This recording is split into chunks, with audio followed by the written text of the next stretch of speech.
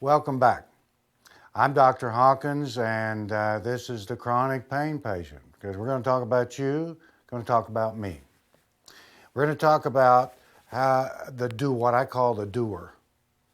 And most pain patients, 98% of the people I see in my office, I call doers. And I'm going to describe a doer. And doers are not born. Doers, we learn. We learn how to be doers. Most of us have been either the oldest or at least we're the most responsible ones of the family. Often, the doers have had a role in the family in some way of taking care of the family. They've either had, in some ways had to de-depress a mother, had to take care of a dysfunctional family, had to be a really good kid, make it home in a hurry to get that house cleaned up so that somebody's not going to get mad. And they're not going to necessarily be mad at you, although they will, but what you're trying to do is keep mom and dad from fighting. Or you're in charge of the little ones, your little brothers and sisters, and trying to keep them safe, keep them out of the way of problems. You may have been the kid who was the good kid, who tried to get and to show your parents that they were good parents and they could raise a solid citizen. And you may have been the therapist, or you may have been the judge that took care of parents' fights, or took care of a parent once a fight went on. You know, if this is you, then this is where you need to be. Let me tell you a little more about doers. You're most likely a person who has gone to work sick, gives 150% once they're at work, can beat everybody to work, and loves the idea of outworking his coworkers. There's a sense of superiority about that. We like that.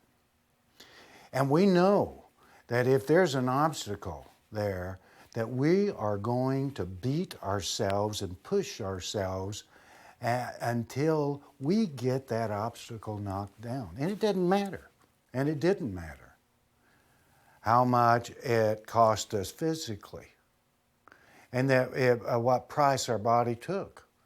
Because back then, when we didn't have pain, we could fall ourselves into bed, get back up, and beat everybody back to work. And we'd outwork them that day. Most likely, you were, at a very early age, given more responsibility than your age peers because you took responsibility. You saw things that needed to be done. And you were a self-starter because you knew and you had learned to be independent. Now let's go step back for a minute here and look how you learned those things.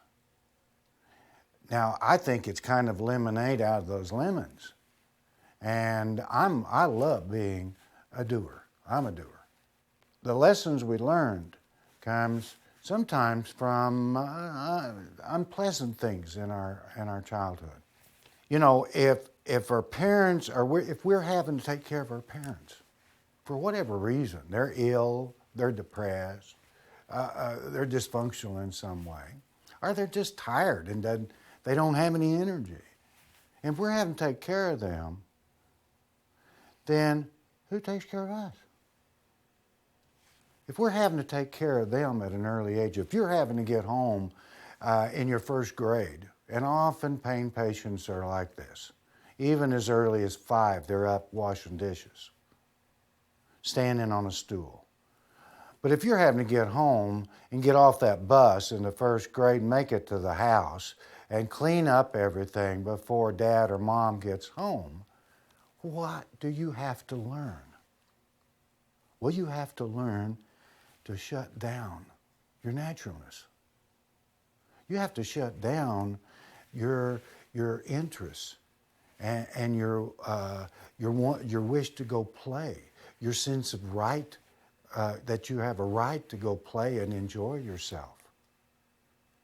You have to be able to shut out your needs and focus on those needs that you determine is someone else's. But that's your role. If you're having to take care of the needs of a parent, who's going to take care of you? So you have to learn to be independent and not to ask for things to be given to you. And not to go with your needs and say, hey, I need this. So you are probably one of those people who knows what to give people for Christmas, but no one knows what to give you because you don't ask. And you don't let it be known what you need. You know, and if you're taking care of someone in the family, be it your parents, your aunts, your kid, your siblings or whatever, you have to learn to shut down, as I said before, your own needs. Then you don't learn how to protect yourself.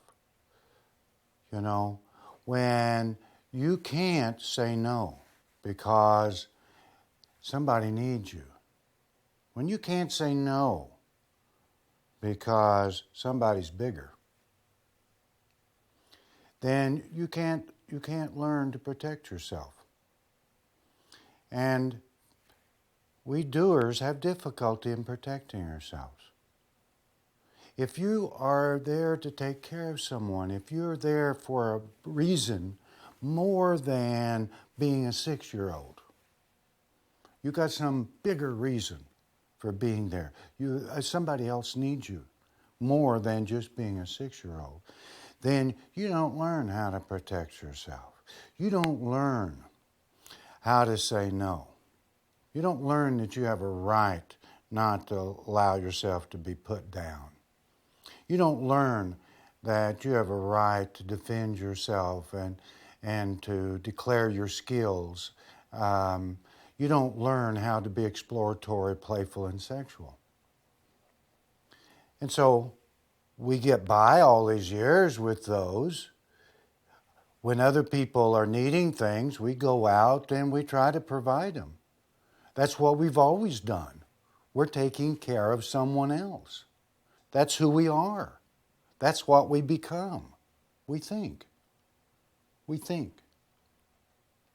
Now, part of learning to tell the brain the truth is beginning to take a look at whether that is true. You know, one of the things that kids who are having to take care of parents, or you have parents who are so involved in other things, is that you don't get enough. Now, everybody deserves more than what they get. So everybody's got a little bit of this. Some of us get a little bit more of wondering whether you're enough, wondering whether you're loved. And then what do we do? What do we learn that in our activities? What gets reinforced that tells us this is what we're supposed to do, this is how to get this love? It's our actions. People tend to like what we do because we're responsible, or we don't raise a fuss. We don't create problems. We take care of people. If somebody needs something, we're the first there. We're the last to leave. We're not going to leave till we know that they're happy. Our identity, our importance is external to us. It's out here. It's how other people feel. How other people see what we do determines how we're going to do, how our own worth. Now that's a myth, but that's what we've been taught. And again, part of learning to tell the brain the truth is beginning to explore some of those. And we're going to talk about how to do that, the real specifics of how to change that. And you know, our brain runs on negatives. That's strange to think that we don't think of things positive, but the negative thoughts seem to drive us. I mean, why did you go to work when you were sick? Really? Well, you probably, after you realized you weren't feeling good, and your first thought was you ought to stay home. But no, what if you stay home? Then somebody's going to get mad at you for not doing your work. And you know, Fred, they fired him the other day, and they're going to fire me. So you tell yourself ghost stories to make yourself go further, because you don't know when enough is enough. That's the doer in us. We don't know when enough is enough. We keep on going and going and going, trying to prove whether we're smart enough, whether we work hard enough, whether we're perfect enough, whether we're good enough, we do enough. And it keeps us running and running and running and getting into things that really are outside our control, because what you're going to learn is that we have no control over anything outside of our nose. Everything inside, we have some control. And I'm going to go through the steps that you're going to need to have and the skills you're going to need to have in order to deal from your nose in. That's going to help you with your pain. And we're going to take care of that in other sessions. And I'm Gene Hawkins, and you have a great day, and I'll see you next time.